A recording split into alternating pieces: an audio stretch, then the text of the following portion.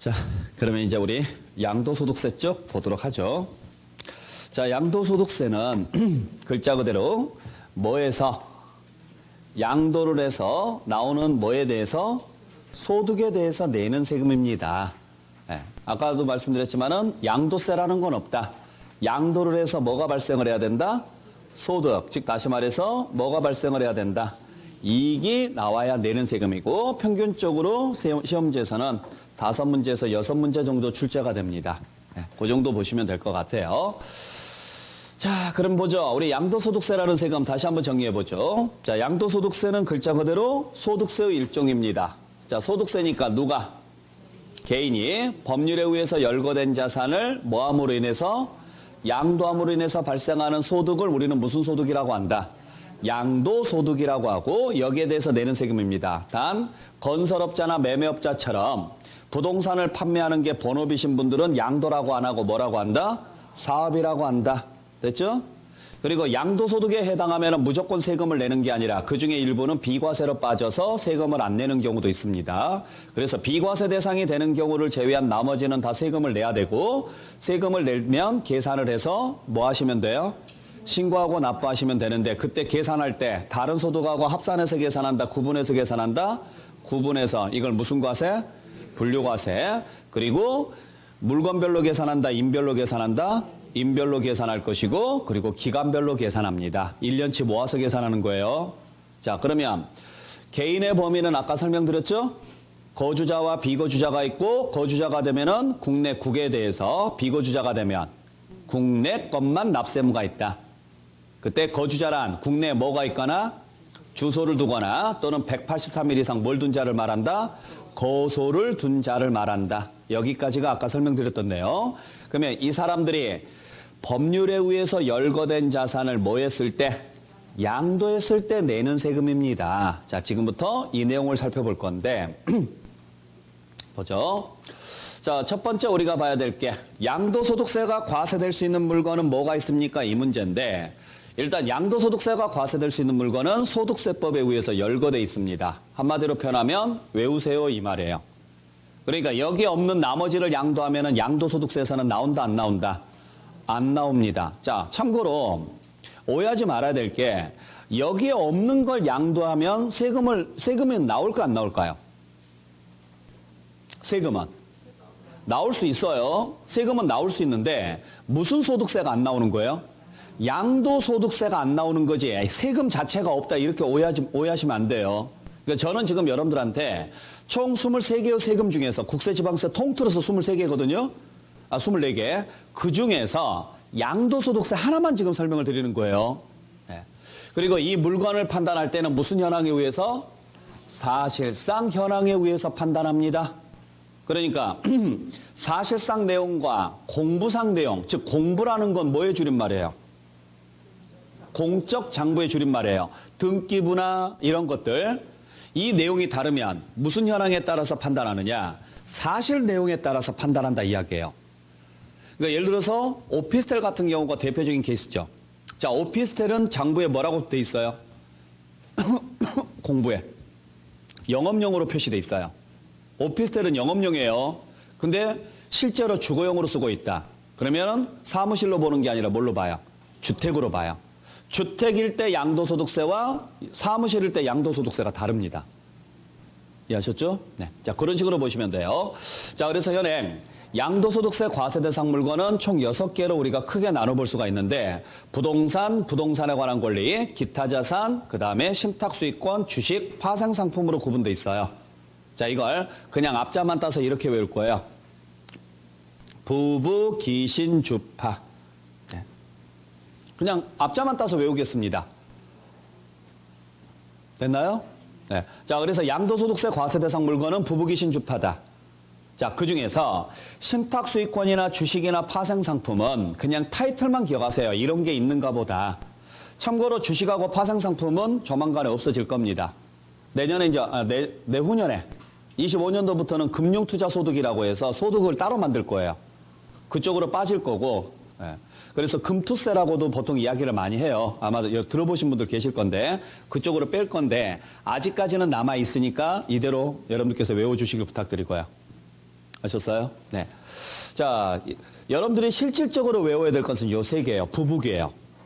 그래서 부동산에 관한 권리, 기타 자산이 있는데, 자, 부동산이라고 하면은 토지 건물을 이야기합니다. 뭐 이건 어려운 내용 아니죠? 예, 그대로 보시면 되고. 그래서 토지나 건물을 양도해서 나오는 소득은 무슨 소득이다?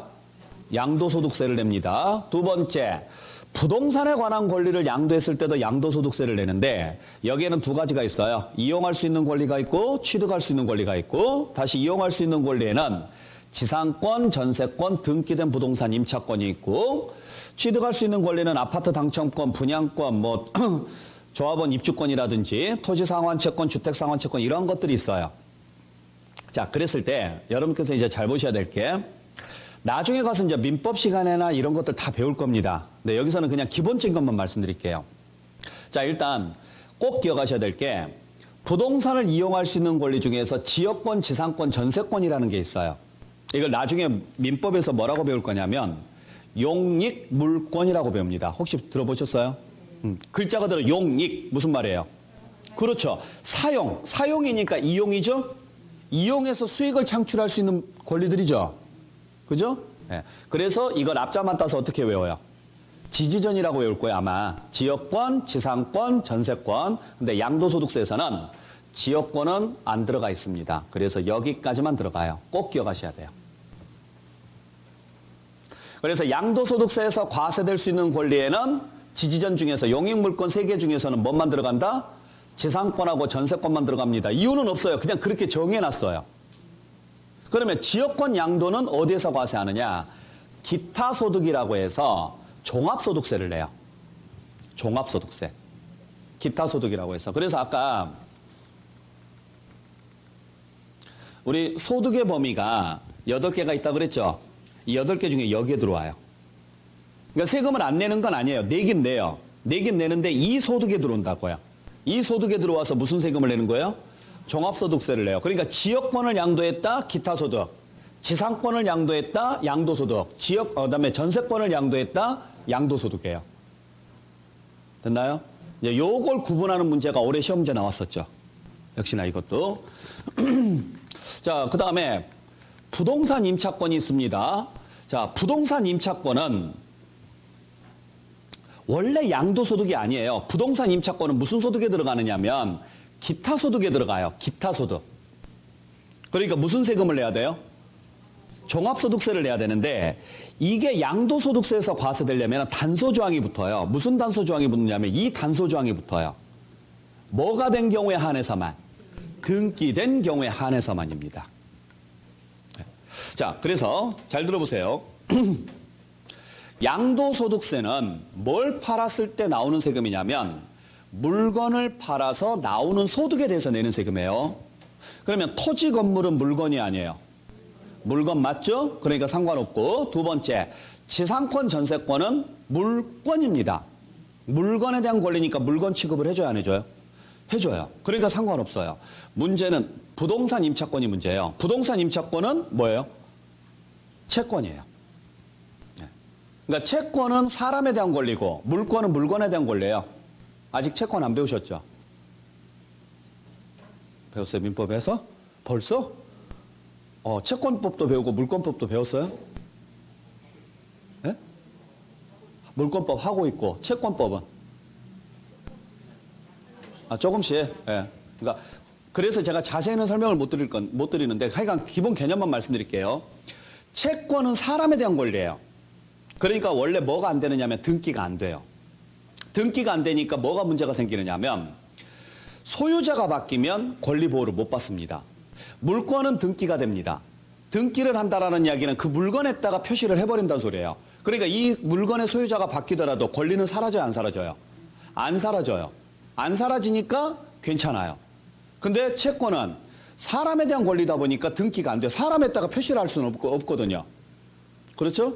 그래서 권리를 보호를 못 받습니다. 그래서 원래 채권 양도는 무슨 소득으로 보느냐면 기타 소득으로 봐요. 일반 소득으로 봐요.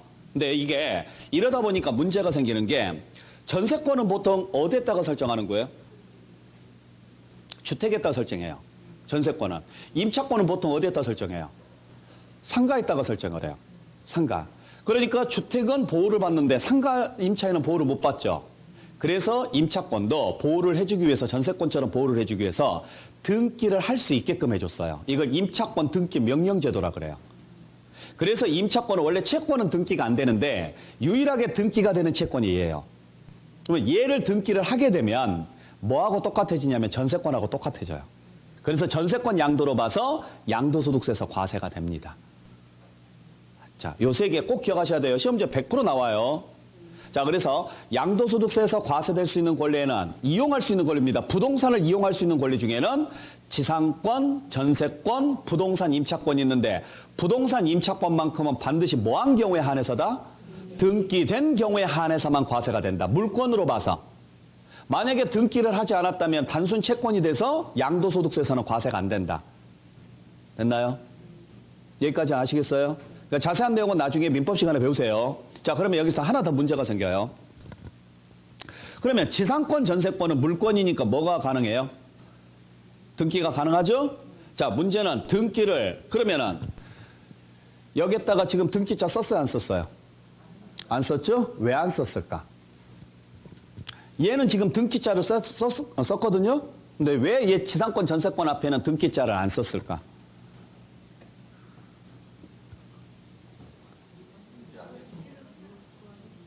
뭐라고요? 아니고 뭐라고요? 등기 안 해도 알 수 있다. 그렇죠. 그러니까 여러분들이 잘 생각하셔야 돼요. 지금 여기서도 오해하지 마셔야 돼요. 자, 등기가 되니까 물권인 거예요? 물권이니까 등기를 할 수 있는 거예요? 그렇죠. 자, 등기가 되니까 물권인 게 아니에요. 물권이니까 등기를 할 수 있는 거예요. 자, 할 수 있다 이 말은 안 할 수도 있다는 소리예요. 이해하셨어요? 자, 분명히 할 수 있는데 안 할 수도 있는 거죠? 자, 중요한 것은 등기를 했으면 등기를 왜 하는 걸까요? 지금 물권법 배우고 있다 그랬죠? 왜 물권은 등기를 하라고 배워요, 민법에서? 그걸 뭐라 그래요? 그렇죠. 대항력 때문에 그래요. 그러니까 민법은 해야 한다라고 배울 거예요. 왜 해야 한다라고 배우느냐면 민법이 가르치는 과목이 그런 과목이에요. 민법은 백성민자를 쓰는 거죠. 그러니까 사람과 사람 사이에서 분쟁이 생겼을 때 뭐 하라고? 싸워서 이기라고. 그러면 싸워서 이기려면은 무기를 가지고 가는 게 좋아요? 안 가지고 가는 게 좋아요? 가지고 가야죠? 그 무기에 해당하는 게 등기예요. 그러니까 등기를 해야지만 권리에서 우위에 서니까 등기를 하라고 말씀드리는데 지금 우리가 배우는 것은 세법입니다.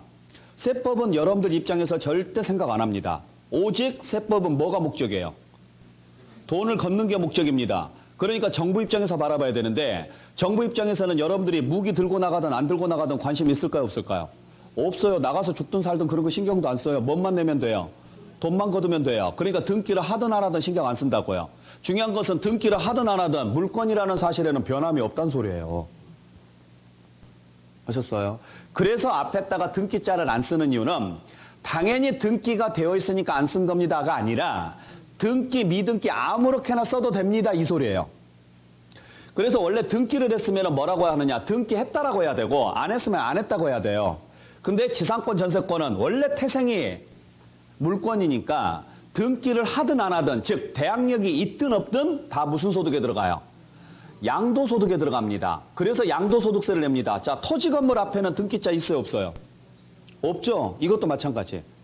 등기든 미등기든 관계없이 토지 건물이라는 사실에는 변함이 없죠? 그래서 무조건 양도소득세를 낸다는 이야기예요. 근데 부동산 임차권은 등기를 하느냐 안 하느냐에 따라서 결과물이 바뀌죠. 하면 물권이 되는 거고 안 하면 채권 상태예요. 그래서 물권 상태일 때만 과세하겠습니다. 그래서 뭐 할 때만? 등기된 경우에만 과세가 됩니다. 이야기예요. 등기되지 않으면 채권이니까 그때는 무슨 소득으로 본다? 기타 소득으로 봐요. 그러면은 아파트 당첨권부터는 등기자 있어요, 없어요? 없죠. 여기서부터는 왜 등기자가 없을까요?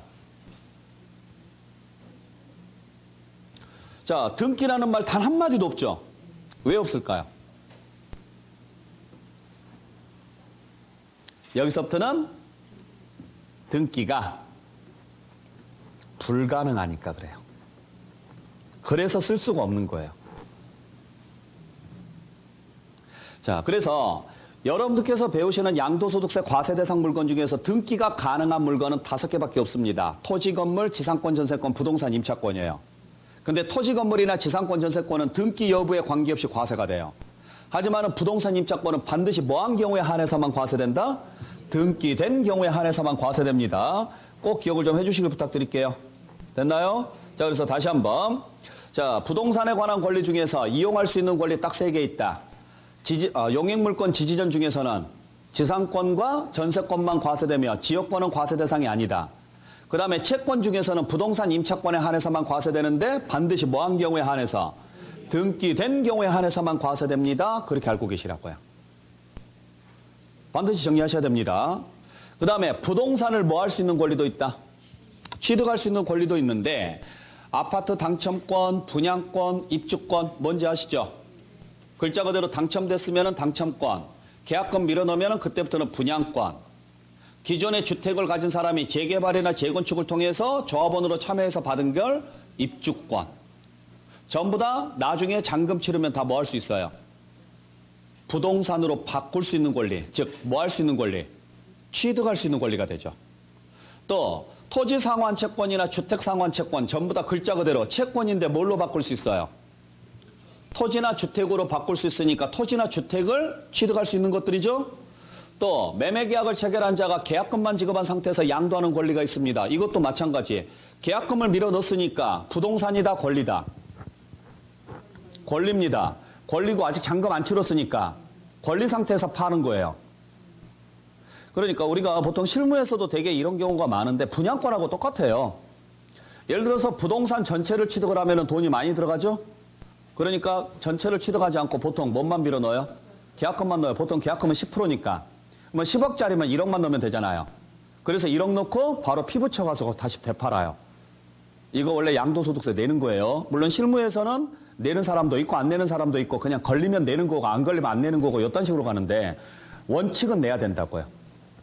네, 그런 경우들. 자, 그 다음에 기타 자산이라고 해서 양도소득세가 과세되는 것, 부동산이나 부동산에 관한 권리를 외울 것 중에서 양도소득세를 내는 것들이 있는데 첫 번째는 뭐가 있느냐?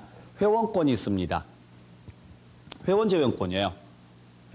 그러니까 회원제 회원권은 피가 붙어요, 안 붙어요? 붙죠. 붙으니까 그래요. 또 뭐 어디 뭐 헬스장 회원권 이딴 거 하지 마세요. 뭐 3개월에 뭐 20% 할인해서 얼마 이런 거 하지 마시라고. 뭐 사우나 회원권 이런 거 하지 말고 회원제로 운영되는 회원권. 그러니까 여러분들 골프 회원권 같은 경우 회원제로 운영되는 골프 회원권 같은 경우 굉장히 비싸죠. 그죠? 얼마 정도 하는지는 아세요? 뭐 골프 치신 분들은 보통 아실 건데 제일 비싼 게 얼마일 것 같아요? 에? 3억? 100억? 현재 지금 시세로 제일 비싼 거 23억입니다. 일반인들은 못 들어가요. 그 회원권을 살 수도 없고, 애초부터. 가격이 형성이 안 돼 있는 회원권도 있어. 공개가 안 되는 회원권도. 그러니까 이런 것들은 솔직히 말하면 뭐하고 똑같으냐면 워런 버핏하고 점심 식사 함께 하는 거하고 똑같아요. 그러니까 이 안에 갈 수 있는 사람들이 그 골프장을 운영하는 그 회사에서 선정을 해요. 자격 요건을. 그러니까 돈이 있다고 해서 들어가는 것도 아니에요. 돈도 있어야 되고 지위도 있어야 되고 가족 전체에서 범죄자가 없어야 되고 뭐 이런 것들 다 따져요. 그 요건이 다 되는 사람들. 그리고 이 회원권을 타인에게 양도할 수 없게끔 막아요. 양도를 하더라도 그 자격 조건이 되는 사람들만. 요렇게 가요. 회원권이. 그러한 것들은 뭐 한 30억, 40억 할 거예요. 근데 그 돈 주고 들어가는 이유는 있죠. 거기서 나온 정보들이 200억, 300억짜리니까. 세간에 나오지 않는 정보들이 그 안에서 다 나오잖아요. 야, 조만간 이 회사 상장된대. 그러면 내가 얼마 벌겠냐고요. 생각을 해보세요. 그러니까 예전에는 돈 제일 많이 벌었던 사람들이 그 여의도 증권가에 그 구두 닦으신 분들. 그분들 돈 많이 벌었다고 하죠. 왜? 구두 닦으면서 그 증권사에서 나온 이야기들 다 들었으니까 신약 개발 이런 거 다 거기 투자해서 돈 벌었고 그 다음에 군부 시절에는 그 운전기사 대통령이 하는 이야기 다 듣고 장군들이 하는 이야기 다 듣고 가서 땅 사고 앉아있고 그런 것들이죠. 따지고 보면. 자, 어찌됐든 이런 거 팔게 되면 양도소득세 내는데 시험지에서는 회원권이라고 나올 수도 있고 배타적인 권리라고 나올 수도 있어요. 이런 거 나오면 무조건 양도소득세 내고. 자, 그 다음에 이제 중요한 거, 영업권이라는 게 있습니다. 영업권. 여러분들 영업권이 뭔지 아시겠어요? 글자 그대로 해석해 보세요. 뭐 할 수 있는 권리예요? 영업할 수 있는 권리입니다. 우리 실무에서는 권리금이라고 하는 거죠. 권리금. 그러면 권리금은 누가 팔까요? 보통 권리금 누가 팔아요? 임차인이 팔죠. 임차인이 다음 임차인에게 권리금 바꿔 넘기잖아요. 그죠? 네. 그러면 예를 들어서 내가 여기 들어올 때 권리금을 5천 주고 들어왔다. 그러면 다음 임차인에게 넘길 때는 권리금 6천 받고 넘기겠다. 이런 식으로 가는 거죠? 문제는 그 권리금이 물권일까요? 아닐까요? 아닙니다. 아니기 때문에 원래 영업권 양도는 기타 소득이에요. 근데 영업권을 권리금을 팔 수 있는 사람이 한 사람 더 있어요. 건물주죠.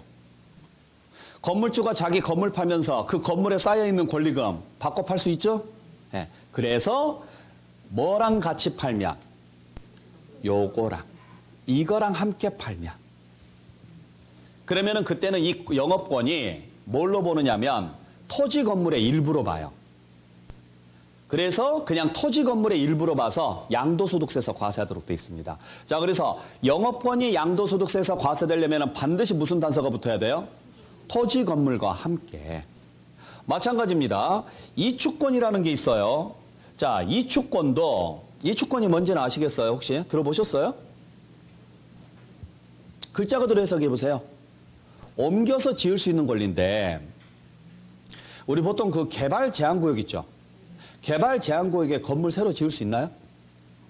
못 지어요. 근데 지을 수 있는 사람이 딱 한 사람 있습니다. 누굴까요? 대통령이요? 미친 거죠. 그 정도 미친 거예요. 원주민들. 인디안 아니에요. 또 인디안 하지 말고. 예전에 우리 뭐 어디 개발된다, 뭐 토지 개발한다 이런 거 보면 주변에 부동산들 많이 있죠. 예, 그 부동산 이름들 보셨어요? 예, 항상 있는 게 원주민 부동산이에요. 그래서 친구랑 같이 운전하고 이렇게 이제 가다가 원주민 부동산은 뭐 이렇게 지금 되어 있으니까 그러더라고요. 야, 여기 이름 되게 이상하다. 그래서 왜? 야, 원주민 부동산이래, 인디언이래, 죽여버리려고 그랬죠. 야, 그 원주민이 아니야, 인디언. 예. 원래 살던 주민들이잖아요. 원래 원주민이라는 뜻이 그 뜻이에요. 원래 살던 주민들이라는 뜻이죠. 예. 자, 그분들은 원래 살던 집이니까, 살던 건물이니까 그걸 옮겨서 지을 수 있어요. 그러니까 외부 사람들이 들어가서 예를 들어서 나는 여기에다가 커피숍을 하나 만들겠다 그러면 안 나옵니다. 그러니까 원주민들한테 뭘 사야 돼요? 이축권을 사야 되는 거예요. 지금 그 이야기예요. 그러면 이축권은 따로 판매가 안 됩니다. 반드시 뭐랑 같이 팔아야 돼요? 그렇죠. 얘랑 같이 팔아야 돼요. 그래서 얘랑 같이 파는 역시 이축권은 양도소득세에서 냅니다. 내는데 문제는 이걸 신고를 할 때 신고를 해야 되죠. 신고서를 2장을 써요. 토지 건물 쪽을 따로 쓰고 이축권 쪽을 따로 표시를 해요.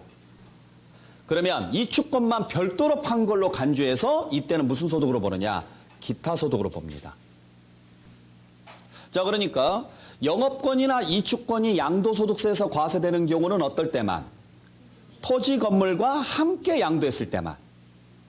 만약에 영업권만 단독으로 팔거나 이축권은 단독으로 팔 수는 없는데 신고서를 작성할 때 별도로 작성을 했거나 그러면은 별도로 파는 걸로 봐요.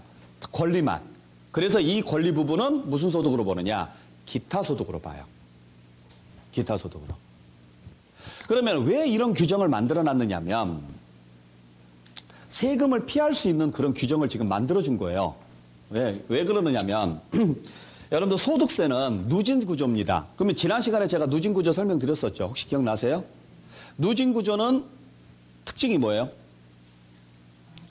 과세 표준이 증가하면 증가할수록 세율이 올라가는 구조예요. 그죠? 그럼 보세요. 기타 소득으로 들어가면 무슨 세금을 내야 돼요? 종합소득세를 내야 돼요. 양도소득에 들어가면 무슨 세금을 내야 돼요? 양도소득세를 내야 돼요. 양도소득세를. 근데 예를 들어서 내가 근로소득이 있어요.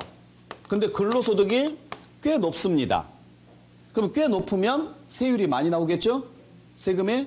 근데 이번에 부동산을 팔았어요. 예를 들어서 부동산을 팔았는데 권리금이 끼어 있습니다. 그러면 그 권리금을 여기에다가 넣어서 가는 게 나을지, 권리금만 따로 팔아서 이쪽으로 뺄지, 이쪽으로 빼면 얘랑 섞일 거고.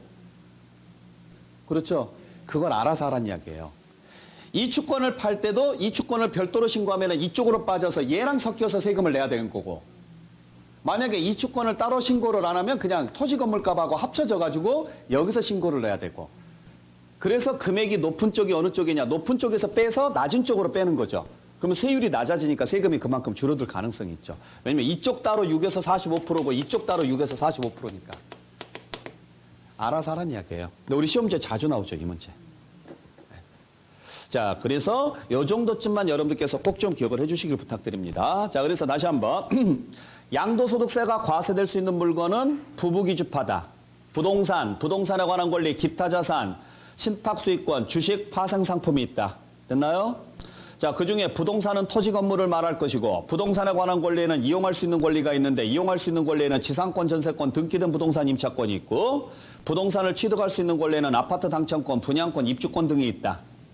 그 다음에 기타 자산에는 회원권, 영업권, 이축권 이러한 것들이 있는데, 자, 요 정도 정리하신 다음에 확실하게 정리하셔야 될 거. 용익물권 지지전 중에서 양도소득세가 과세될 수 있는 것은 지상권과 전세권뿐이다. 첫 번째 기억하셔야 될 거. 두 번째, 부동산 임차권이 과세가 되려면 반드시 뭐가 돼야 된다? 등기가 돼야 된다. 세 번째, 이축권하고 영업권이 과세가 되려면 반드시 무슨 글자가 따라와야 된다? 토지 건물과 함께라는 단서가 붙어야 된다. 만약에 토지 건물과 함께가 아니라 단독으로 양도를 했거나 또는 이축권 같은 경우 별도로 신고를 넣었으면 그때는 무슨 소득으로 본다? 기타 소득으로 봅니다. 올해도 여기서 시험 문제 나왔고 한 문제짜리가. 아셨어요? 내년에는 나올까요? 안 나올까요? 나와요. 걱정하지 마세요. 나옵니다. 꼭 기억을 좀 해주시길 부탁드릴게요. 나머지는 모르셔도 돼요. 자, 그러면 여기에 있는 물건들을 두 번째 뭐 했을 때 내는 세금이다? 양도했을 때 내는 세금인데, 자, 양도소득세에서 말하는 이 양도라는 말은 무슨 말이냐 이 말이에요. 우리가 양도는 뭘 이야기해요? 파는 거예요. 그죠? 파는 건데 법률로 말하면 양도라는 말은 소유권 이전을 말합니다. 근데 소유권을 이전시키는 행위는 두 가지가 있어요. 공짜로 이전해 주는 방식이 있고 공짜가 아닌 경우가 있죠. 그때 양도소득세는 어떤 경우냐면 유상으로 사실상 이전하는 것을 양도라고 합니다. 자, 그러니까 일단 무슨 이전이어야 돼요? 유상 이전이어야 돼요. 즉 뭐가 있어야 돼요? 대가가 있어야 돼요. 두 번째는 사실상 이전이 돼야 됩니다. 즉 뭐에 관계없이? 등기에 관계없이. 그러면 뒤집어서 말하면 대가가 없는 무상 이전이거나 또는 형식상 이전이면 양도다 아니다? 아닌 거예요. 자, 그러니까 요 개념 자, 칠판 볼게요. 요 개념 정확히 보셔야 됩니다. 갑이라는 분이 을이라는 분한테 건물을 팔아요. 건물을. 그럼 보통 파는 사람이 내는 세금이 무슨 세금이에요? 보통 파는 사람이 내는 세금이 양도소득세입니다. 그러면 사는 사람이 내는 세금이 무슨 세금이에요? 그렇죠. 취득세입니다. 그래서 일반적으로 거래가 이루어지게 되면 파는 사람한테는 양도소득세 내십시오. 사는 사람한테는 취득세 내십시오. 이렇게 가요. 자, 그랬을 때 요 글자 뜻을 정확히 보셔야 돼요. 자, 양도소득세 글자 그대로 해석하겠습니다. 누구한테? 양도한 사람한테. 을이 아니라 누구? 갑. 양도한 사람한테 뭐가 생기면? 이익이 생기면 부과하는 세금이에요. 그러면 이 사람한테 이익이 생기려면 주기만 해야 돼요? 받아온 게 있어야 돼요? 그렇죠. 받아온 게 있어야 이 사람한테 이익이 생기죠. 이렇게 받아온 게 있는 거래를 무슨 거래라고 한다? 유상거래라고 하는 거죠. 아시겠나요? 그러면 뒤집어서 갑이라는 분이 을이라는 분한테 건물을 팔았는데 을로부터 아무런 대가를 받아오지 않습니다. 이걸 무슨 거래라 그래요? 무상거래라 그래요. 그러면 양도한 사람한테 이익이 생길 리가 없죠. 그래서 양도소득세는 절대로 안 나와요. 대신 이쪽은 받았어요, 안 받았어요? 받았으니까 일단 이 세금을 먼저 내야 돼요. 그리고 나서 이 거래를 통해서 누가 이득을 봤어요? 그렇죠? 그러니까 이 사람이 뭘 내야 돼요? 소득세를 내야죠. 그때 받는 사람이 내는 소득세를 이거라고 하죠. 이거. 증여세. 아시겠어요? 그래서 거래가 이루어지게 되면 세금은 기본적으로 두 개가 나옵니다. 두 개 이상 더 나올 수도 있는데 기본이 두 개예요. 그 중에 하나는 무조건 뭐예요? 취득세예요. 그래서 취득세가 가장 기본인 거예요. 어떤 형태로 취득을 하든지 간에 무조건 내야 되는 세금이 뭐예요? 취득세입니다. 그래서 취득세는 이익이 생기든 안 생기든 관계없이 일단 거래했기 때문에 내는 세금이에요. 그리고 나서 거래가 끝나면 뭘 확인해야 돼요? 누가 이득을 받느냐를 확인해요. 그래서 파는 사람이 이득을 받으면 무슨 세금? 양도소득세. 받는 사람이 이득을 받으면 증여세라고 하는 거예요. 그러니까 증여세는 왜 내는 세금이에요? 증여를 받았기 때문에 내는 게 아니에요. 증여를 받았기 때문에 내는 것은 취득세. 증여를 받았기 때문에 내는 세금은 무슨 세금? 취득세. 그 결과 이익이 생겼기 때문에 내는 세금이 증여세인 거예요. 그러면 당연히 두 번의 세금을 내더라도 이중과세가 아니겠죠. 이유가 다르니까. 같은 이유로 두 번 거두면 이중과세인데 이유가 다르죠? 그러면 취득세는 받았기 때문에 내는 세금이니까 뭘로 계산할까요? 얼마에 받았느냐, 거래 금액으로 계산한다고요. 거래 금액으로. 아셨어요? 증여세는요, 얼마 이익이 생겼느냐, 그래서 시가로 계산해요, 얘는. 그러니까 의미를 이해를 하셔야 답이 나오는 거예요. 외우려고 하지 마시고. 자, 그래서 양도소득세는 무슨 거래일 때만 나온다?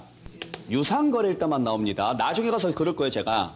취득세에서 말하는 취득이란 유상, 무상을 불문한 모든 취득을 말합니다.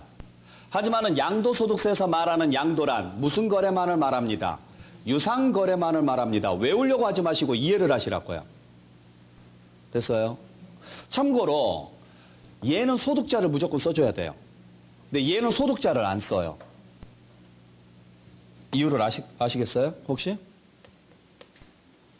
얘는 소득자 무조건 써줘야 되거든요. 얘는 소득자 안 씁니다. 왜 그럴까요? 왜 그럴 것 같아요?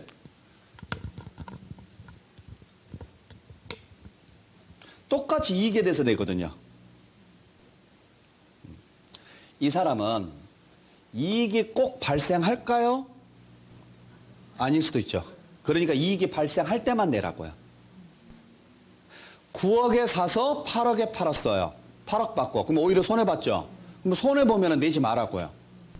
그래서 소득자를 꼭 써줘야 되고 이 사람은 손해볼 일이 없어요. 받은 것 전체가 이득이에요. 그러니까 증여 전체가 이득이니까 증여 전체에 대해서 내. 이 구조고. 여기는 팔았을 때 소득 계산해봐. 이익이 나오면 그때 내. 이런 구조로 가는 거죠. 개념 자체가. 네.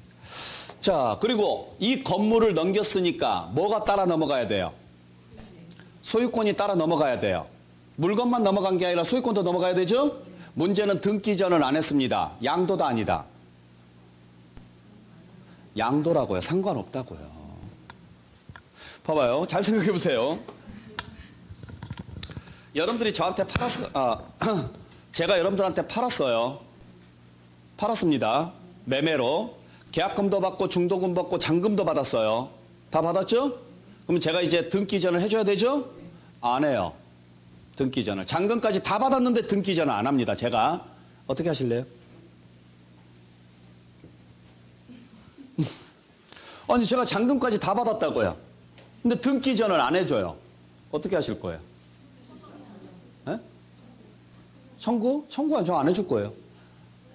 소송 가겠죠? 그럼 소송 가면은 판사가 뭐 달라고 할까요? 거래 내역을 달라고 하겠죠? 등기부 달라고 할까요? 안 할까요? 안 합니다. 왜? 만약에 등기부를 보고 판단한다. 그러면 등기부에는 내 이름으로 돼 있죠. 내 이름으로 돼 있으니까 내 거야 이렇게 판단하면 돼요, 안 돼요?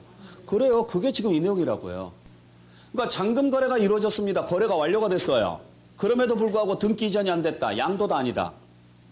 양도다. 상관없다. 우리가 양도냐 아니냐는 등기로 따지는 게 아니라 뭘로 따진다? 사실관계로 따진다고요.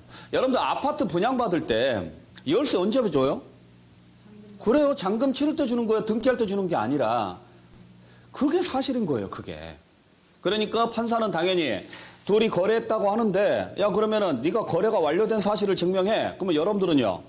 통장 사본 들고 갈 거예요. 자, 계약서랑 통장 사본 들고 갈 겁니다. 판사한테. 이렇게 해서 계약했고 이렇게 해서 잔금까지 보냈습니다.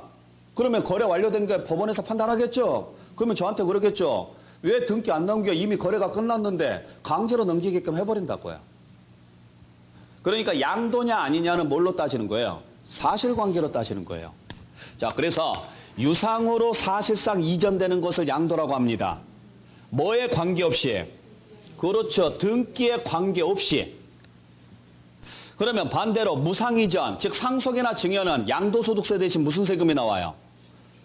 글자 그대로 상속세나 증여세가 나온다고요. 글자 그대로. 그것도 누가 내는 거예요? 받은 사람이. 왜? 받은 사람이 이득을 볼 거니까. 또 등기는 이전이 됐어요. 근데 실제 거래가 아닌 게 있어요. 가장 대표적인 게 신탁 같은 경우죠.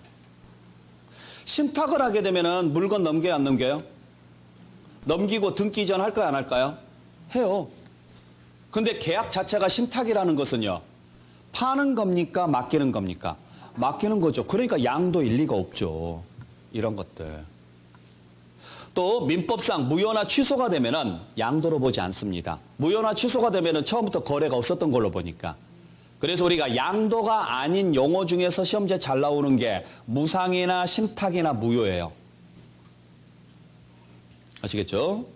자, 그래서 이런 경우를 제외한 유상으로서 사실상 이전되는 것은 다 양도로 보는데 그러면 여기서 우리 유상의 범위에는 어디까지 들어갈까? 다 들어가요. 대가성만 있으면 돼요. 뭔만 있으면 돼요? 대가성만 있으면 돼요. 이때 대가의 종류는 따질까요? 안 따질까요? 안 따져요. 그러니까 제가 파는 대가로 금전을 받을 수도 있죠. 금전 받고 파는 걸 뭐라고 해요? 매매. 근데 파는 대가로 주식을 받을 수 있죠? 주식을 받고 파는 것을 현물 출자. 자본금이니까 주식이에요. 또 파는 대가로 다른 물건을 받아옵니다. 그걸 뭐라 그래요? 교환. 상관없다고요. 그러니까 그게 금전이어도 되고 물건이어도 되고 주식이어도 되고 노동력이어도 되고 상관은 없어요. 대표적인 케이스 몇 가지만 지금 적어놨을 뿐인데 수백 개, 수천 개, 수만 가지예요. 그냥 내가 생각했을 때 공짜가 아니라고 생각하면 다 유상거래예요. 그리고 유상거래에서 이득이 생기면 무조건 양도소득세예요. 이해되셨어요? 강제성 여부도 따지지 않습니다. 그러니까 경매나 공매나 수용도 다 양도인 거예요. 다 공짜야 아니에요?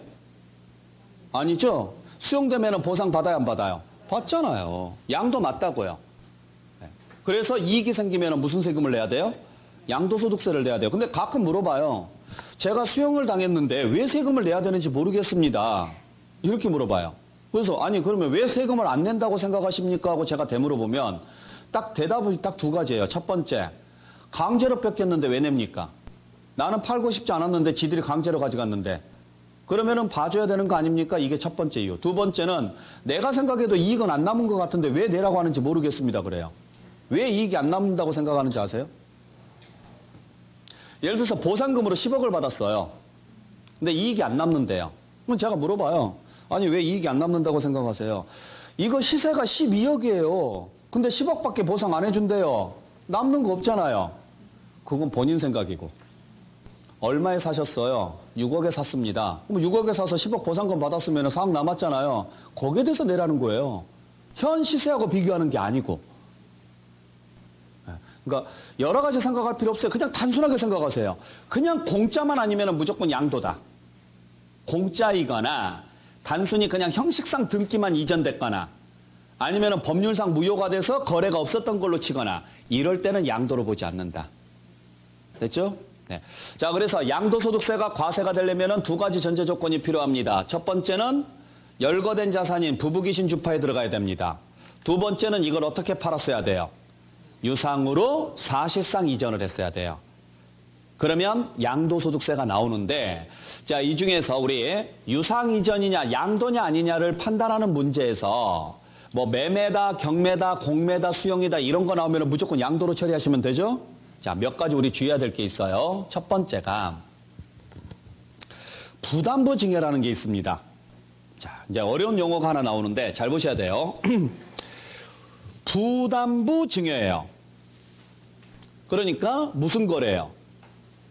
증여 거래예요. 증여 거래면은 양도다 아니다. 증여 거래면 양도 아니에요? 양도 아니에요. 증여는 무상거래니까 양도가 아니죠. 양도소득세가 나올 리가 없죠? 근데 앞에 뭐가 붙었어요? 그렇죠. 요게 붙은 거, 이게. 부담이. 그러니까 원래 본 계약서는 증여계약서인데 거기에 뭐가 붙은 거예요? 부담이 붙은 거예요. 여기서 부담이라는 게 뭘 이야기하느냐? 채무죠, 채무. 채무. 쉽게 말하면 제가 그냥 드리면은 증여인데 조건을 붙이고 드리면 부담부 증여예요. 그러니까 부담부 증여를 다른 말로 하면 조건부 증여예요. 내가 건물 줄게. 여기까지가 뭐예요? 증여.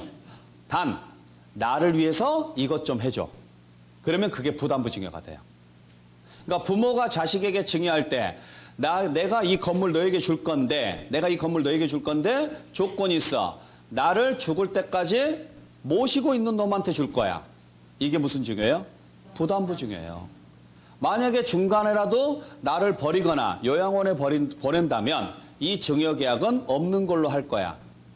다시 원상회복시킬 거야. 이게 부담부 증여라고요. 아셨어요?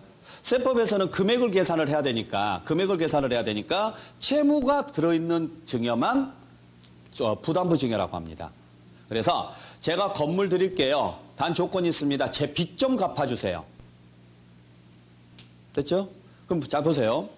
제가 여러분들한테 10억짜리 건물을 드릴 거예요. 받으실 거예요?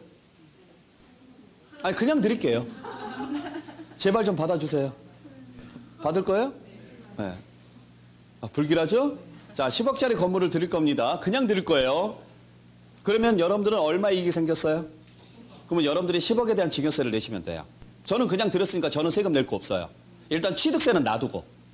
됐죠? 근데 제가 여기에 조건을 붙일 거예요. 자, 제가 10억짜리 건물을 드릴 건데 조건이 있습니다. 제가 빚이 2억이 있어요. 그것만 갚아주시면 돼요. 받으실래요? 진짜로? 왜? 응? 남으니까? 얼마가? 다른 건 없어요. 그냥 오직 그거 하나만. 다른 뜻은 없어요. 오직 그거 하나만. 받으실 거예요? 왜? 8억이 남으니까. 그러면 여러분들한테는 얼마가 이득이에요? 8억 이득이죠? 그죠? 2억은 이득이 아니죠? 왜? 저 대신 여러분들이 갚아야 되니까. 결국 전체 10억 중에서 2억 부분은 저한테 돈 주고 산 거고 나머지 8억은 공짜로 받은 거죠. 그래서 이 중에서 뭐에 해당하는 부분? 요 채무에 해당하는 부분은 제가 여러분들한테 돈 받고 파는 게 돼요. 그래서 뭘로 봐요? 양도로 봐요. 반대로 채무를 제외한 나머지는 양도다 아니다. 양도 아닌 거고 이렇게 가는 거죠. 아셨죠? 자, 그래서 10억짜리 건물이다. 건물을 하나 증여를 하겠습니다. 10억인데 조건이 있다. 채무 4억을 인수하는 조건이다. 이런 조건의 증여를 무슨 증여라 그래요?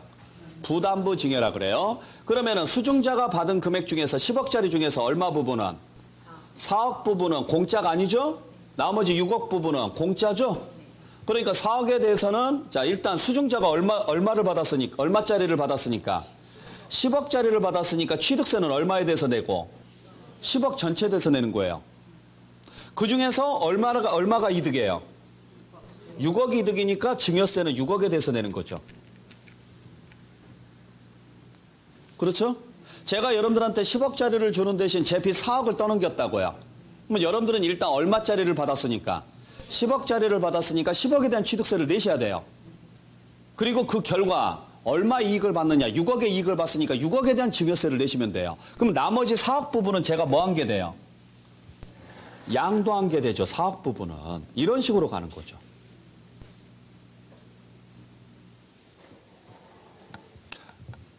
여기까지 정리할 수 있겠어요? 네. 자, 그러면 조금 더 나가 볼게요. 이쪽으로 잠깐 올게요. 칠판으로. 갑이라는 분이, 자, 똑같은 그림으로 가겠습니다. 갑이라는 분이 을이라는 분한테 건물을 증여를 했다. 근데 증여 당시 시가가 10억이다. 근데 전제 조건이 채무 얼마를 4억을 인수하는 조건이다. 그러면은 우리는 두 개로 나누자. 을이 인수한 채무 4억은 무슨 거래로 보자? 유상 거래로 보자. 공짜가 아니니까. 그리고 채무를 제외한 나머지 6억은 증여로 보자. 그러면 유상 거래로 보는 부분은 주는 쪽에서 뭐 한 걸로 봐서? 파는 걸로 봐서 무슨 세금을 내고? 양도소득세를 내고 받는 쪽에서는요. 취득세를 내십시오. 나머지 6억은 주는 쪽에서 공짜로 줬으니 이쪽에서 세금 낼 건 없습니다. 받는 쪽에서는 일단 받았으니까 무슨 세금을 내고? 취득세를 내고 그 자체가 이득이니까 무슨 세금도 내십시오. 증여세도 내십시오. 그래서 이 사람이 내야 될 취득세는 얼마에 대해서 내십시오. 10억에 대해서 내십시오. 그리고 거기에 대한 이익 6억에 대해서는 무슨 세금을 내십시오. 증여세를 내십시오. 그러면은 준 쪽은 얼마에 판 걸로 봐서 4억에 판 걸로 봐서 양도소득세를 내십시오. 됐나요? 그러면은 양도소득세는 아까 말씀드렸던 것처럼 양도에서 내는 세금이 아니다. 양도에서 뭐가 발생하면? 이익. 그럴 때 이익은 어떻게 계산하느냐? 여기서 취득가액을 빼서 계산을 해요. 그래서 나온 이익에 대해서 내는 세금이 뭐예요? 양도소득세예요. 양도소득세. 그래서 봤더니 얼마에 샀느냐? 이 건물 과거에 6억에 취득을 한 거예요. 7년 전에 6억에 취득을 했고 현재 얼마일 때? 10억일 때 증여를 한 거예요. 그러면 4억에서 빼야 할 취득가액은 얼마?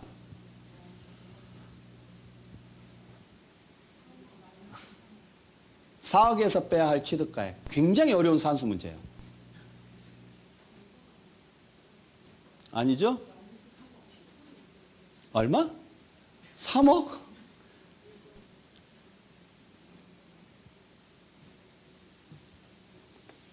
(2억 4천)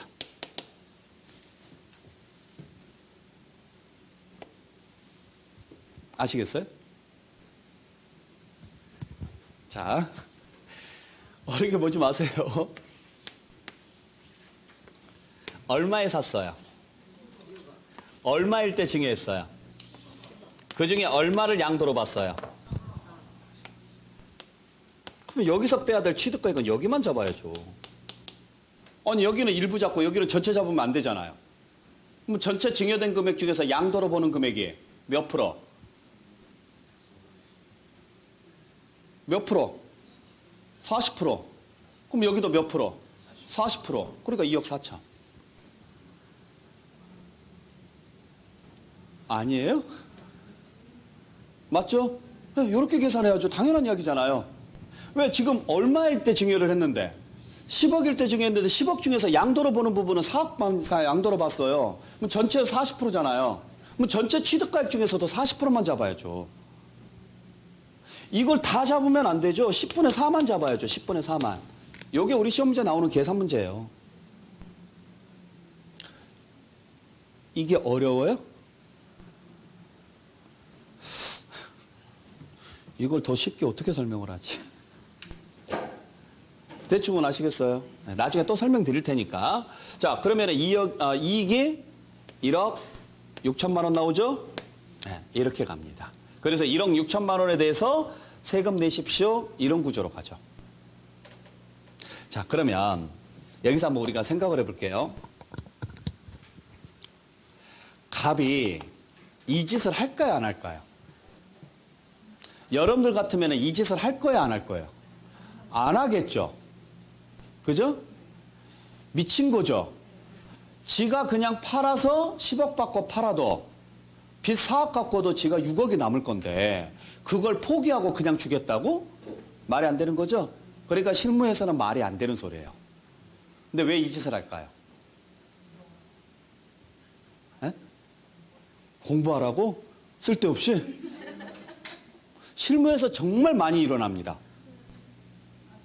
그렇지. 뭐라고요? 아들 하지 마라 그랬어요. 큰일 나요. 어디 가서 아들 하지 마세요. 세금 줄일 때 쓰는 방식이에요. 그래서 일부러 자녀한테 재산을 줄 때, 자, 자녀한테 재산을 주는 방식이 그냥 이건 여담이지만 부모가 되면 부모로서 보통 자녀한테 재산을 주려면 고민을 하셔야 돼요. 첫 번째 고민해야 될 게 이거예요. 죽어서 줄 거냐, 살아서 줄 거냐예요. 죽어서 준다면 자녀가 상속세를 내야 돼요. 뭐 상속세 얼마까지 뭐 안 내느냐 그걸 알고 그걸 공부한 다음에 그 금액까지는 그냥 상속으로 주는 게 최고예요. 부모가 다 자녀에게 재산 주고 나면은요, 나중에 진짜 힘이 없어요. 최근에 어떤 분이 와가지고 그 이야기를 해요. 이제 뭐 그분이 자기가 지금 재산이 좀 있어요. 재산이 좀 있는데 그분께서 자녀한테 재산을 좀 나눠주고 또 뭐 배우자한테 나눠주고 이랬대요. 근데 이제 그 과정에서 취득세가 너무 많이 나왔거든요. 취득세가 너무 많이 나왔는데, 저한테 좀 물어보고 할 걸 안 물어봐서 취득세가 좀 많이 나왔다고 이번에 좀 하소연을 하시더라고요. 그러니까 좀 미리 좀 물어보셨으면 제가 좀 뭐 말씀을 드렸을 건데, 그러니까 3%만 내면 될 걸, 2%인가 정도 내면 될 걸 12%를 냈어요. 12%를. 그러니까 거의 예를 들어서 5억짜리다. 그러면 2%만 내면, 1%만 내면 되거든요. 500만 원만 내면 되는데 12%를 냈으니까 6천만 원인 거죠. 그러면은 5,500만 원 손해본 거죠. 그죠? 그러니까 여러분들이 지금 배우는 게 얼마짜리 수업일지는 몰라요. 솔직히 말하면. 어떤 분은 20억 아끼신 분도 계시고 수업 듣고 나서 그걸 본인한테 적용을 해서 20억 아끼신 분도 계시고 제가 그걸 알려드리지는 않아요. 여러분들이 캐치해 가시고 그걸 여러분들한테 맞게 써먹을 수는 있어도 제가 그걸 계산해 주거나 그러지는 않을 겁니다. 아셨어요? 그러니까 그런 케이스가 있는데 그분이 그 이야기를 하시더라고요. 어쨌거나 뭐 이렇게 재산 증여해주고 나니까 힘이 없대요. 자녀들이 본인을 무시한대요. 그래서 다시 물어보더라고요. 이걸 다시 가져올 수 있는 방법이 없냐고. 찾아온대요, 이제. 네. 여러분들 그 자식들한테 다 줘버리시면 안 돼요. 그럼 진짜 부모가 힘이 없어요. 그러니까 어느 정도는 딱 가지고 있으면서 그냥 이건 나 죽으면. 그리고 이제 나머지 부분. 살아생전에 주는 방식 있죠? 살아생전에 주는 방식은 다시 두 가지가 있어요. 매매로 주는 방식. 그럼 매매로 주면은 부모가 무슨 세금을 내야 돼요? 양도소득세를 내야 돼요. 일단 취득세는 생각하지 말고. 반대로 증여로 주는 방식. 그럼 증여로 주면은 누가? 자녀가 증여세를 내야 돼요. 두 가지 방식이 있죠? 그죠? 문제는 매매든 증여든 양도소득세 아니면은 증여세가 나오는데 둘 다 공통점이 뭐냐? 국세고 누진세예요. 그러니까 금액이 한쪽으로 몰리면 누진세가 어떻게 돼요? 확 올라가죠? 그죠? 그래서 이걸 분산을 시키는 거예요. 분산을 시켜서 일부는 양도소득세 쪽으로 빼고 일부는 증여세 쪽으로 뺍니다. 그러면 금액이 분산되니까 세금 부담이 어떻게 될까요? 확 줄어들죠. 그때 쓰는 방식이 이거예요. 전세 끼고 증여를 한다. 대출 끼고 증여한다. 이 방식이죠. 그러면은 일부는 뭘로 빠졌어요? 양도로 빠졌고 일부는 증여로 빠졌죠. 그렇게 해서 세금을 확 줄이는 방식이 부담부증이에요. 그래서 실무에서 정말 많이 써먹죠. 물론 이걸 써먹으려면 여러 가지 변수도 고려를 해야 되고 얼마까지를 채무로 맞출 거냐 그걸 계속 시뮬레이션을 돌려봐야 돼요. 네. 이제 그런 것들이 이제 세무사들이 돈 받고 해주는 거죠. 어느 정도 이제 컨설팅을 할 때 공짜로 해주는 게 아니에요. 여기서 예를 들어서 이 방식을 통해 가지고 여러분들한테 세금을 1억을 아껴준다라고 가정을 해보세요. 5천만 원 달라고 하면 안 줄 거예요? 수수료를 5천만 원, 1억 아껴드리겠습니다. 세금 수수료 5천만 원 그러면요. 주실 거 너무 많아요? 2천만 원 주실 거예요? 그래요. 카드로 결제하실 거예요? 현금으로 주실 거예요? 봐요. 그게 보이지 않는 소득들이에요. 그러니까 이게 뭐 제가 세무사분들 요구하는 건 아니고 보통 사자 들어가시는 분들이 우리나라 그 사자 들어가시는 분들 중에서 수입 금액 1위가 누군지 아세요? 아니에요. 변리사예요. 수입 1위가. 세무사는 10위 안에 못 들어가요. 왜 그럴까? 공식적으로 나온 수입이 이거밖에 안 돼요. 비공식적이 이만큼이니까. 이게 현금으로 받은 거. 요게 정상적으로 영수증 끄는 거. 변리사들은 거의 90% 이상이 다 장부에 다 찍혀요. 그러니까 변리사 수입이 많이 잡히는 거죠. 세무사 수입이 이제 이런 것들은 그냥 현금으로 받은 거예요. 여러분들 한의원 가가지고 카드 결제하세요? 약 같은 거 찍을 때. 보통 현금 주고 가시는 경우 되게 많아요. 그러한 것들이 이제 보이지 않는 소득들이죠. 그건 세금 안 내죠, 사람들이. 그런 경우들이 많아요. 그러니까 부담부 증여가 이럴 때 써먹는 거죠. 부담부 증여. 물론 그래서 세 가지를 고려를 해봐야 돼요. 매매로 줄 때 얼마 나올 것이냐. 두 번째, 증여로 줄 때 얼마 나올 것이냐. 세 번째, 매매 플러스 증여로 갈 때 얼마 나올 것이냐. 요게 부담부 증여. 그래서 셋 중에서 가장 유리한 방식을 선택을 해야죠. 그러니까 어느 게 가장 좋다라고 단정은 못 짓습니다. 자, 양도소득세하고 증여세 중에서 어느 게 셀까요? 증여세가 셀 것 같죠? 안 그래요. 계산 방식이 완전히 달라요. 그냥 단순 세율로 따지면 양도소득세는 6에서 45%인데 증여세는 10에서 50%예요. 단순하게 보면 얘가 엄청 세죠? 근데 세금 계산해 봤을 때 얘가 엄청 많이 나올 때가 있어요. 그러니까 취득해서 양도할 때까지 양도소득세는 요 차이로 계산하는 거고 증여세는 그냥 이 시점에 시가로 계산해요. 근데 예를 들어서 이게 1억이고 이게 10억이라고 쳐봐요. 그러면 차이가 9억이죠? 시세는 10억이죠? 이게 세금이 더 많이 나와요.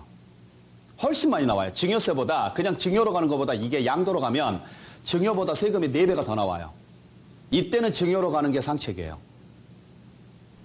요 차익이 얼마 안 되면 매매로 가야 되고. 차익이. 근데 어정쩡하다. 그러면 부담부 증여를 딱 잡아서 보통 채무 끼고 주게 되면 대출 끼고 주게 되면 이자 부담이 생기니까 전세 끼고 주죠. 전세 끼고. 그래서 전세 끼고 전세도 뭐 아는 사람 대충 끼워놓고 그냥 준 다음에 나중에 아름아름 이렇게 빼 돌려주면 되는 거니까 이제 여러 가지 방식을 통해서 걸리지만 마요. 걸리면 죽으니까. 네. 이게 부담부 증여예요. 그러니까 여러분들이 이걸 계산하라고는 하지 않습니다. 실무에 나가더라도 여러분들이 이걸 계산할 일은 없어요. 무조건 그냥 전문가한테 맡기시는 게 가장 좋은 방식이고 단지 여러분들이 이걸 배우는 이유는 첫 번째는 시험 볼 때 알아들으라고 두 번째는 밖에 나가서 누가 이런 이야기 했을 때 모르는 척 하지 마시라고요. 그렇다고 해서 아는 척도 할 필요 없지만 알아는 듣고 계시라고요. 이런 게 있구나. 그래서 조금이라도 나중에 여러분들 본인한테 도움이 될 수 있으면 써먹으시면 되고 이게 그래서 만들어진 거예요. 부담부 증여가. 아시겠어요? 대충 무슨 말인지는 아시겠어요? 계산은 안 해드릴 거예요. 뭐 계산해봤자 크게 의미는 없으니까. 자, 그래서 우리가 시험 목적상으로는 두 가지만 기억하시면 됩니다. 자, 부담부 증여 문제가 나왔다. 그러면 채무액인지 아닌지를 따져라. 그러면 채무라는 말은 갚아야 된다, 안 갚아도 된다. 갚아야 되니까 공짜다 아니다. 공짜가 아니다. 그래서 유상거래로 봐서 양도로 보시고 채무를 제외한 나머지는 공짜니까 안 갚아도 되니까 증여로 봐라. 그렇게 해석을 해주시라고요. 됐어요? 네. 자, 두 번째는 경매가 있습니다. 자, 경매는 양도에 아니에요? 자, 제가 양도냐 아니냐 물어보는 것은 유상거래냐 아니냐를 물어보는 거예요. 양도도 아니다. 100% 양도입니다. 경매는. 경매는 무조건 유상거래가 맞으니까. 경매가 공짜로 이루어지는 경우 있어요? 없어요. 그래서 경매는 임의 경매가 됐든 강제 경매가 됐든 상관없습니다. 무조건 양도에 해당합니다. 단 딱 하나. 자기가 재취득하면은 그때는 양도 아닙니다. 누가 재취득하면? 자기가 재취득하면. 자, 그러니까 결국에는 양도가 되려면은 누구한테 넘기라는 소리예요? 타인한테 넘기라는 소리예요. 타인한테. 이해하시겠어요? 그러면 경매로 나온 자산을 본인이 받을 수 있을까 없을까? 없어요. 본인이 받으면 안 돼요. 아니 본인이 경매로 내놓고 본인이 받으면 그게 무슨 경매냐고요. 그러니까 이 경우는 어떤 경우냐면 예를 들어서 내 친구가 돈이 필요하대요. 내 친구가 돈이 필요한데 얘가 저한테 와서 부탁을 하는 거예요. 본인이 지금 돈이 필요한데 담보 잡힐 게 없어. 그러니까 내가 가지고 있는 건물 좀 잠깐 빌려줘. 그걸로 담보해서 돈 좀 빌리고 나중에 내가 갚을게. 자, 친한 친구라서 제가 그렇게 하라 그랬어요. 그러면 내 건물을 담보로 내 친구가 돈을 빌렸죠? 근데 이 친구가 안 갚고 튀어요. 그래서 경매로 나와요. 그때는 제가 참여할 수 있어요. 무슨 말인지 아셨어요? 내가 안 갚아서 경매로 나갔다? 이건 뭐 참여 못 해요. 그러니까 이 경우라고 보시면 돼요. 자, 그래서 무슨 단어가 나오면? 제취득. 요 단어가 나오면 양도다 아니다? 아닙니다. 경매는 무조건 양도인데 이 단어만 양도가 아니죠. 자, 그 다음에 교환은 양도다 아니다? 교환은 죽었다 깨어나도 양도예요. 교환이라는 말은 준 게 있고 받은 게 있으니까. 아셨죠? 근데 교환 중에서 양도로 보지 않는 교환이 하나 있습니다. 어떤 경우냐면 토지의 경계를 바꾸기 위해서 교환하는 경우는 양도로 보지 않습니다.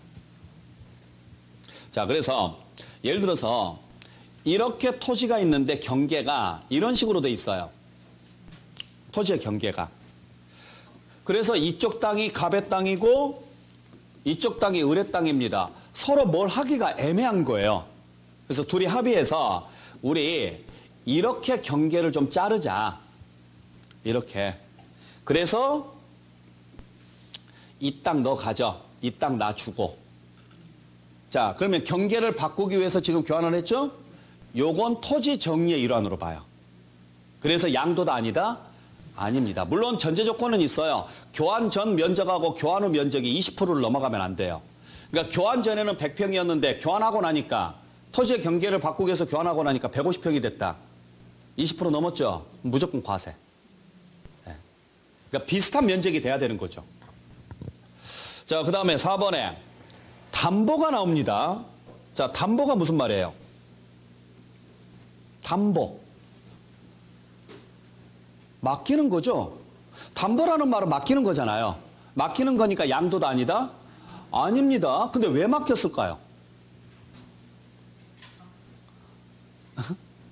담보는 맡기는 거예요. 그럼 건물을 담보로 맡겼습니다. 왜 맡겼을까요? 돈 빌리려고 맡겼겠죠? 그래서 제가 건물을 담보로 맡기고 돈을 빌렸어요. 양도도 아니다. 아닌 거예요. 맡긴 거니까.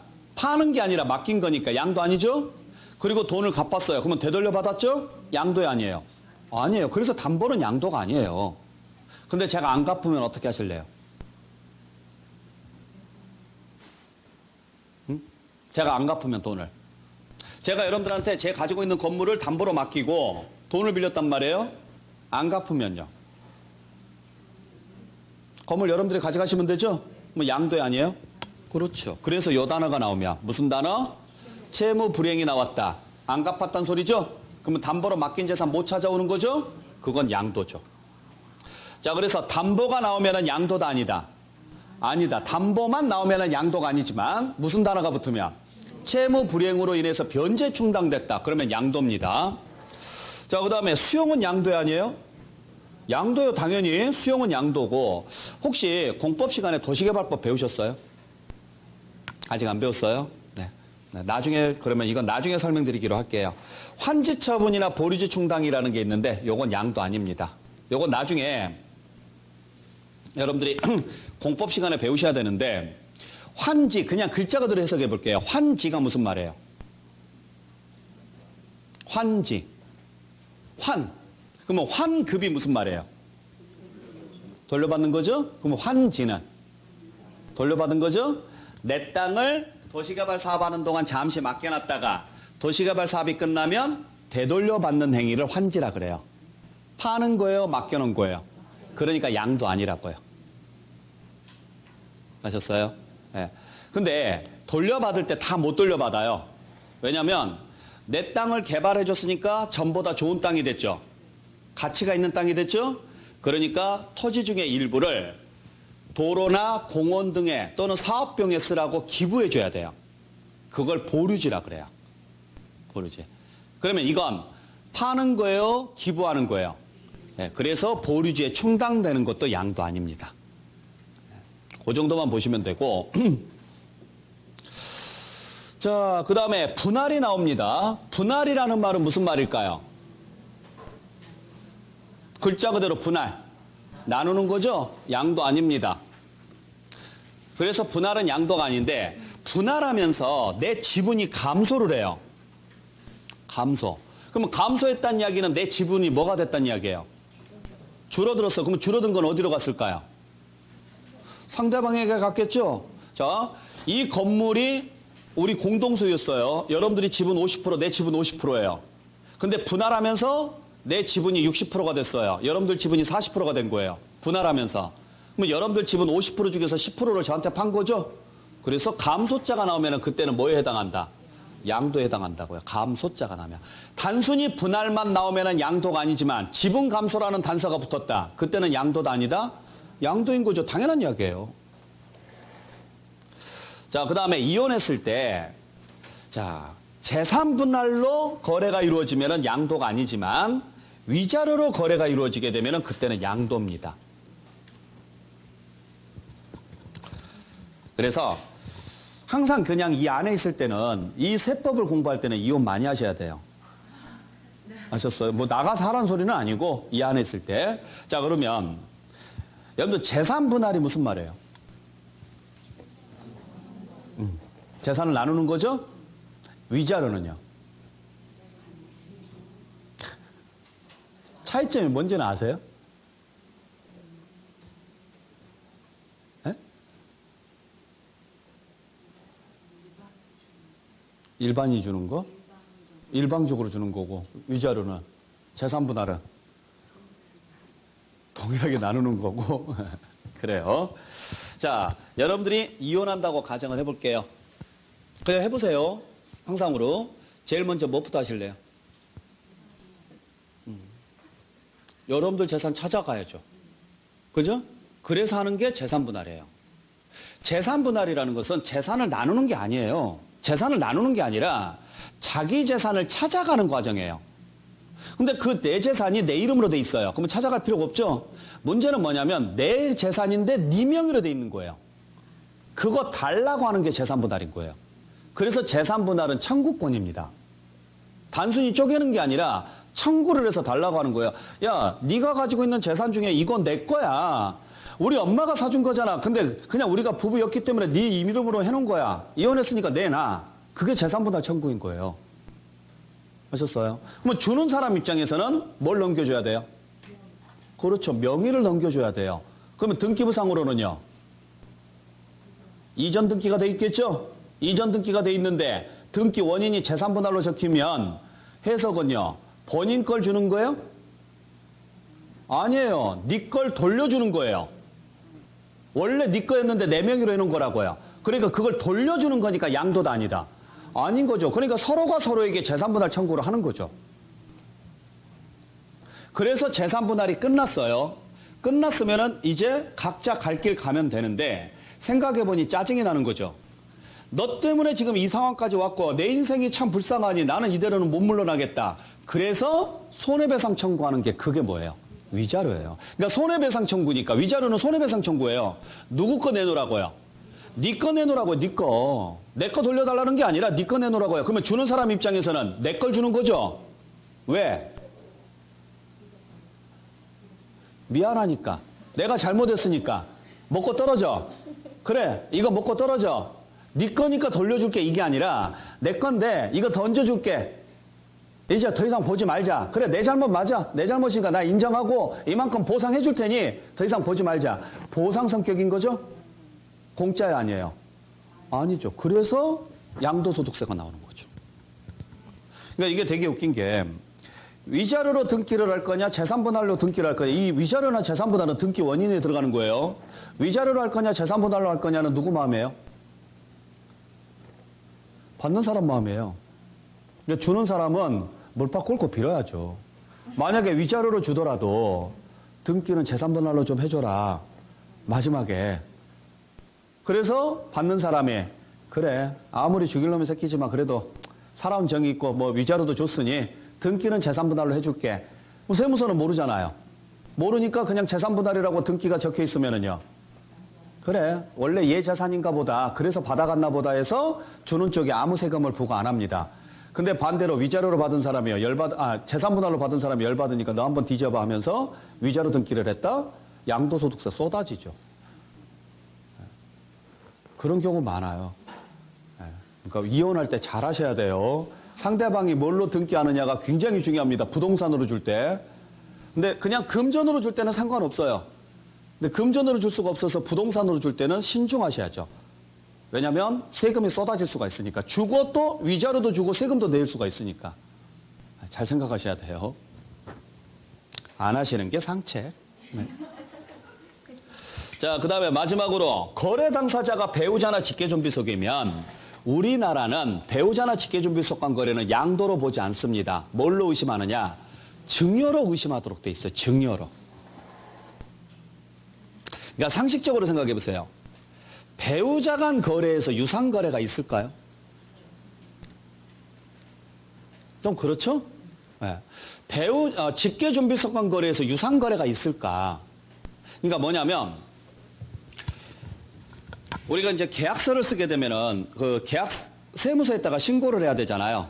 거래가 이루어지면 신고할 때 뭘 제출하느냐면 일단 계약서 제출을 해요. 계약서 제출을 하고 그 다음에 신고서를 제출을 해요. 근데 그 신고서에가 뭘 적느냐?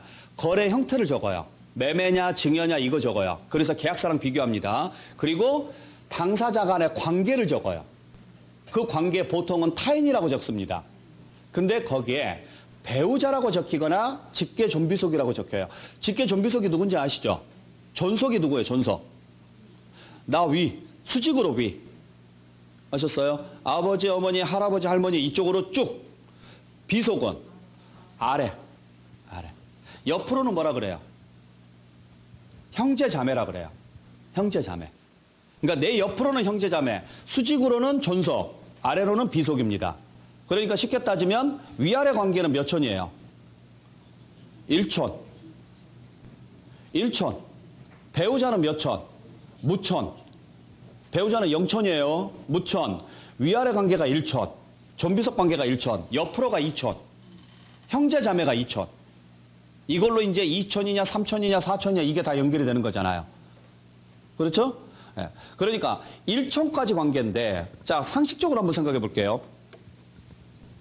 여러분들이 만약에 건물을 증여를 해야 돼요. 이놈의 나라가 갑자기 이상해져가지고 무조건 자기가 가지고 있는 재산 중에 하나는 무조건 증여를 하라라고 만약에 강요를 한다고 쳐봐요. 만약에 가정을 해볼게요. 누구한테 주실 거예요?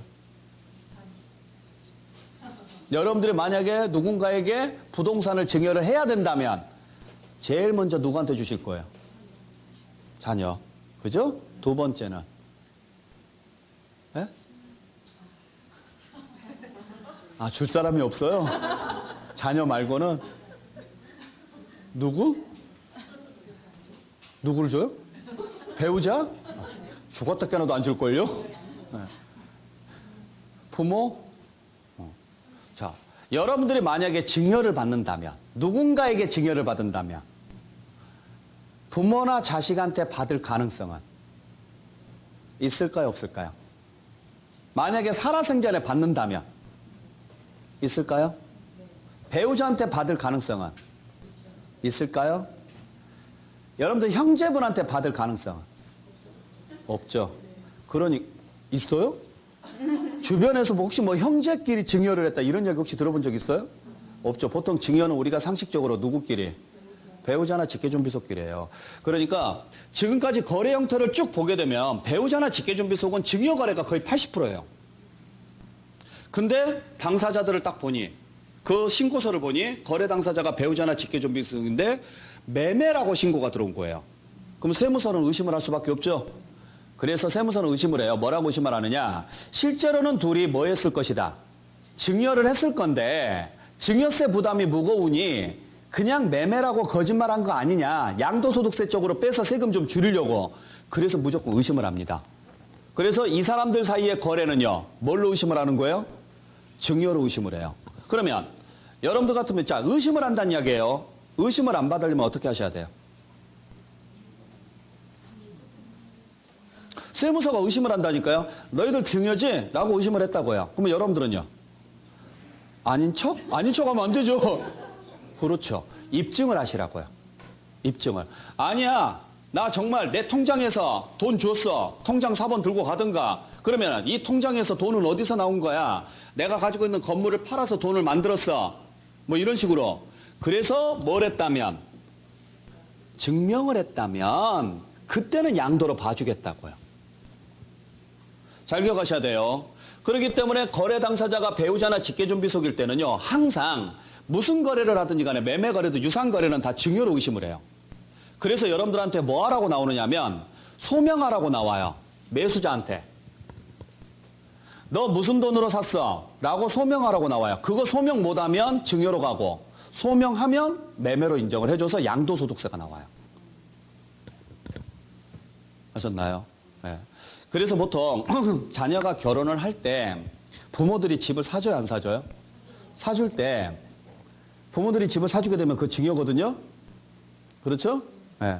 근데 사줄 때 지금 그냥 니들 돈으로 산 거야 이렇게 가는 거와 내가 사준 거야 이렇게 가는 건 다르죠. 본인들 능력으로 샀으면 뭐가 돼요?